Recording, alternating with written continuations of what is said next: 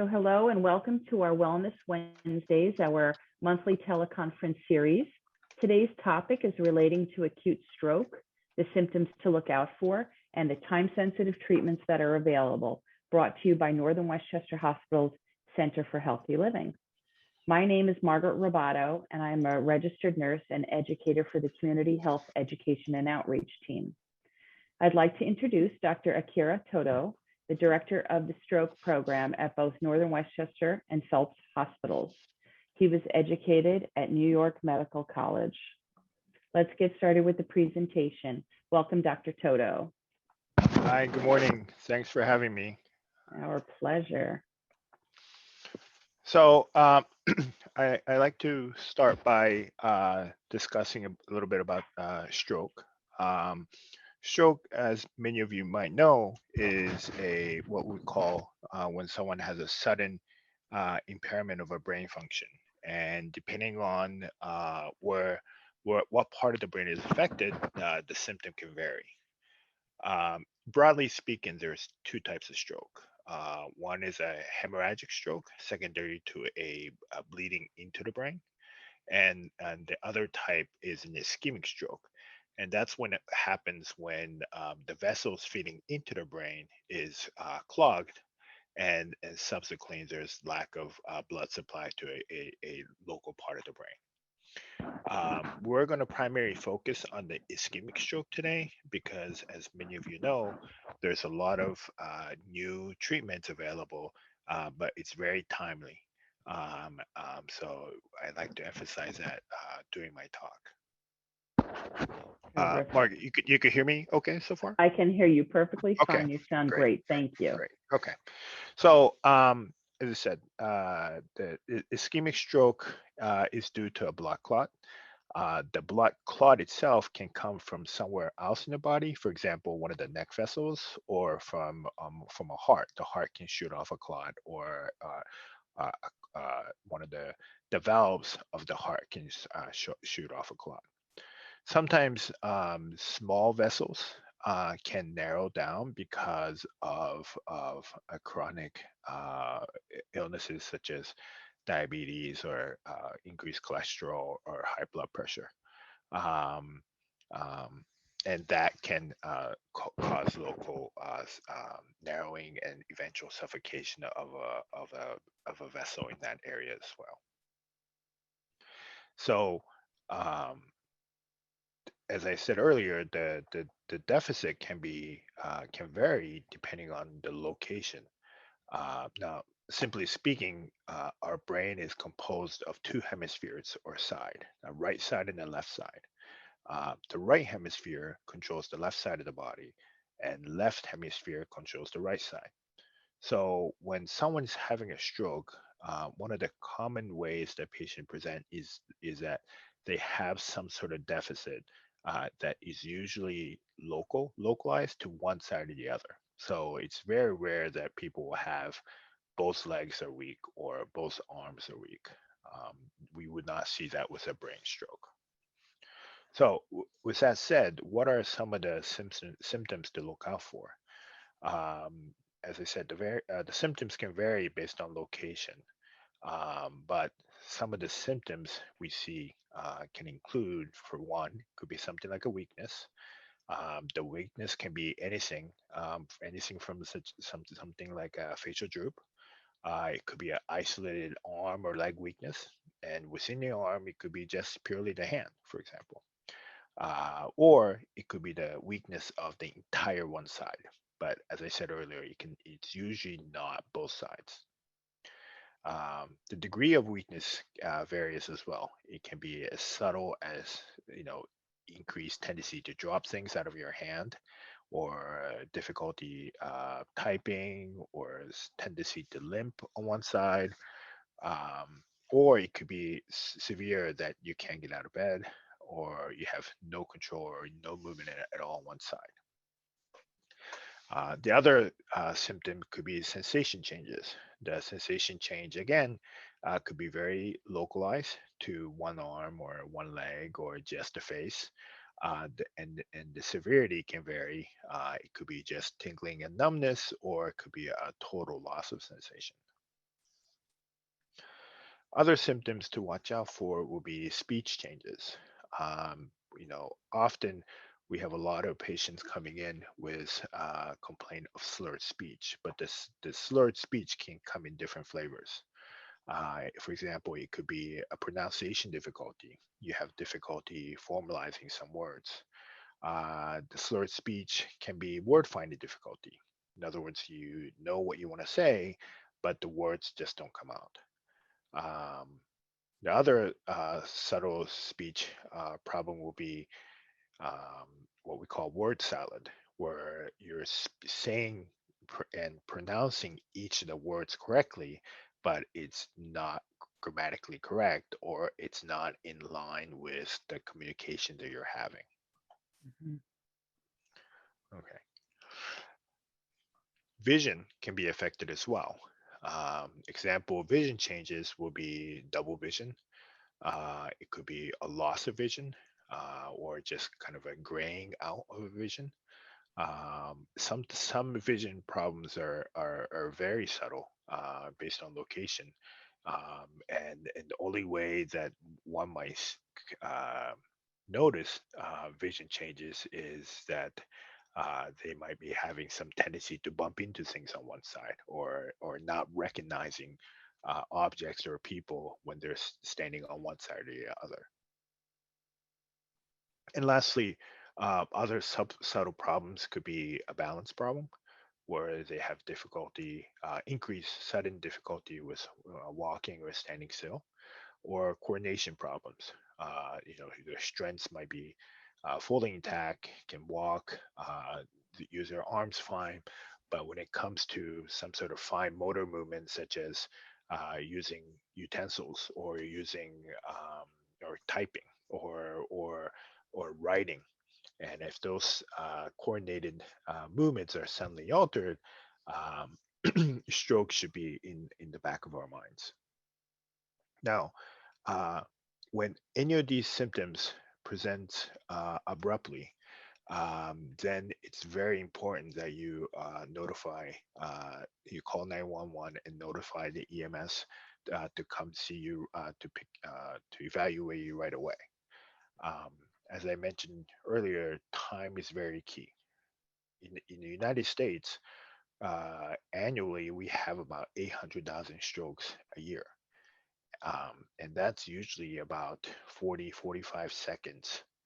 Uh, um, one stroke is happening every 40 to 45 seconds in the United States. Wow.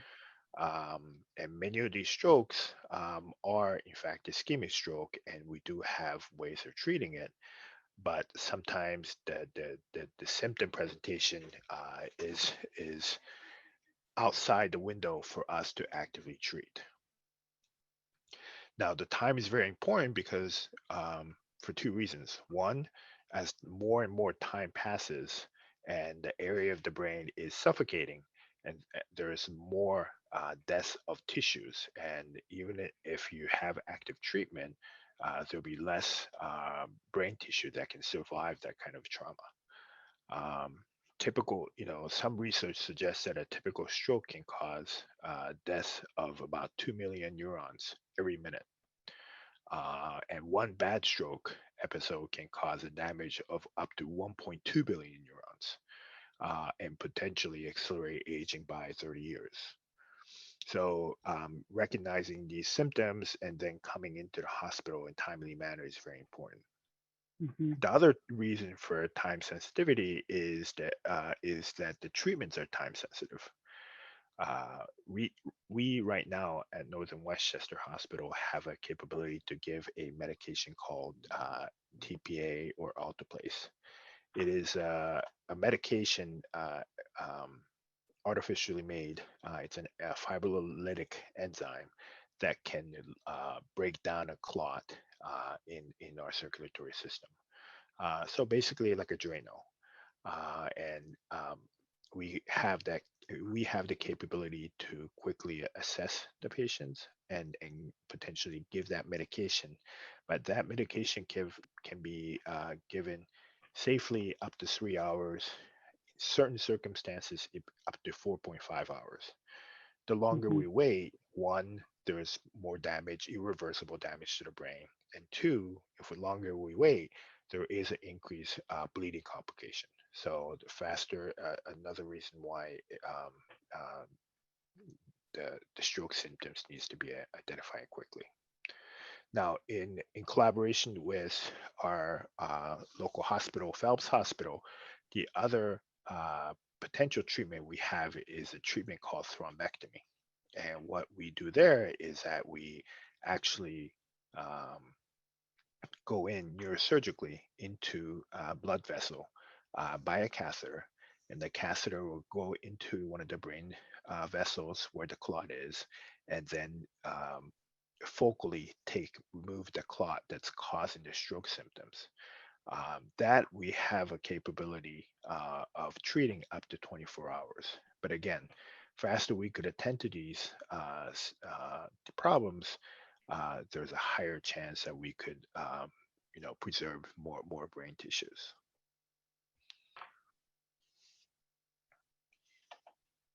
And so let me just pop in and ask a question right there. Would you choose the TPA or the alpha pace, let's say the one that breaks down the clot versus the surgical one based on the time that the patient presents in the emergency room? So that's a good question. Alteplase is available up to 4.5 hours. Hmm. But statistically, it's helpful when the stroke symptoms are mild. And then when we do an image study, we can clearly see that the clot burden is very small. Some clots are big to the point where, for example, if you're totally paralyzed on one side, that usually means that the person is having a bigger clot, and a bigger clot, a simple medication might not be enough to melt the clot away. So what we usually do is that we would still give the medication to kind of start up the treatment process, but Hmm. then have you transferred to Phelps for the additional care by thrombectomy. So Got it. we like to do both if possible. Sure. Great. Thank you.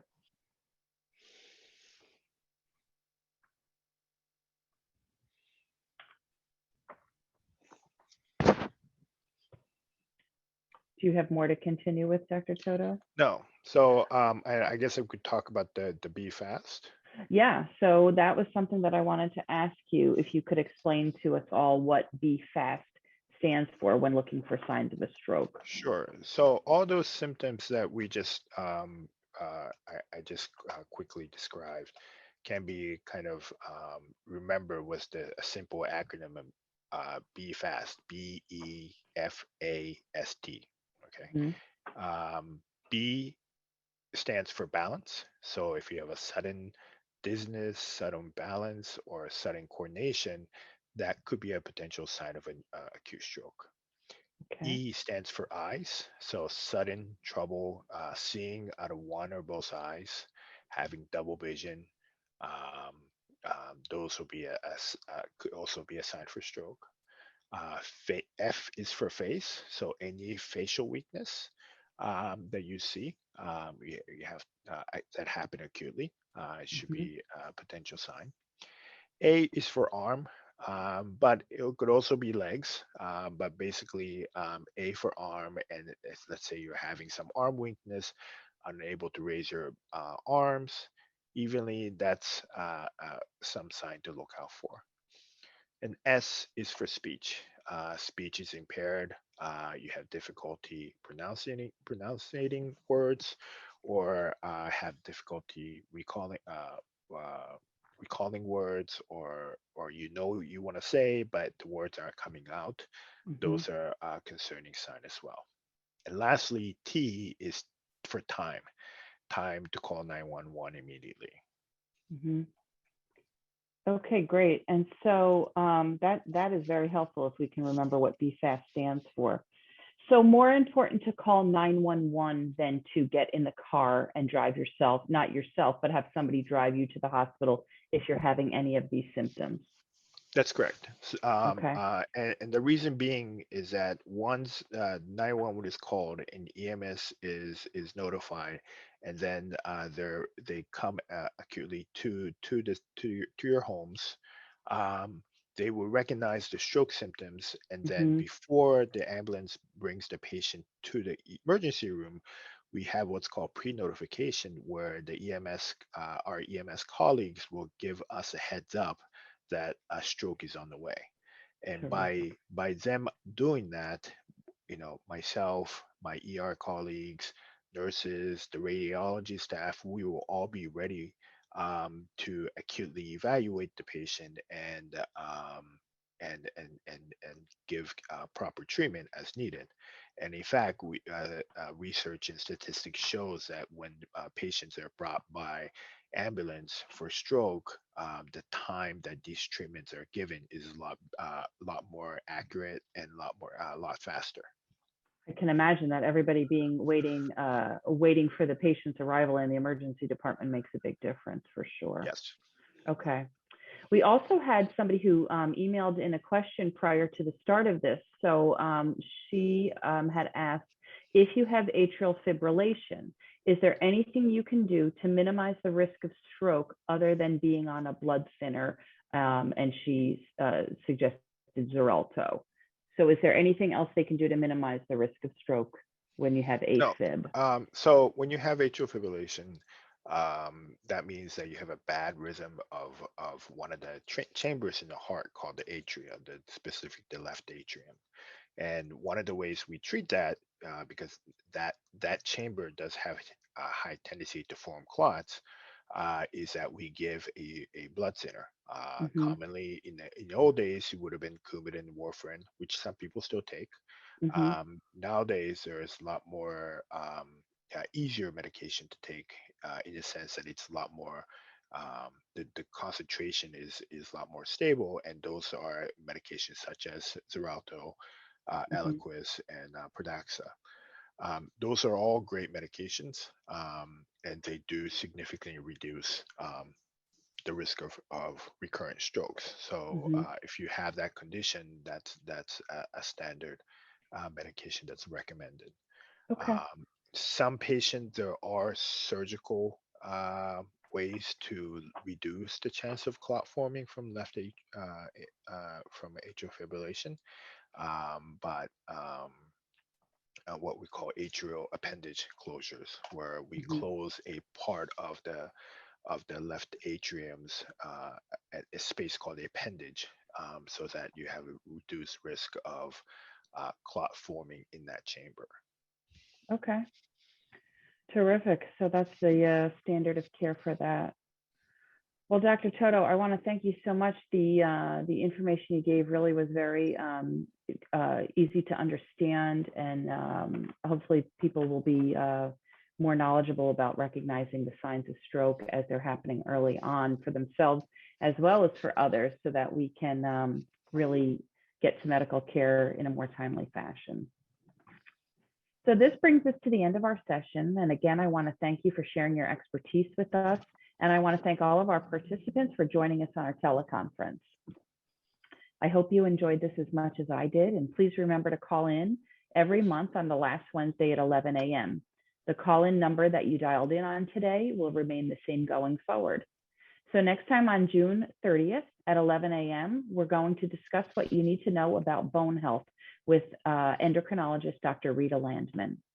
Thank you all very much, and be well. Take care, Dr. Toto. Thank you. Thank you.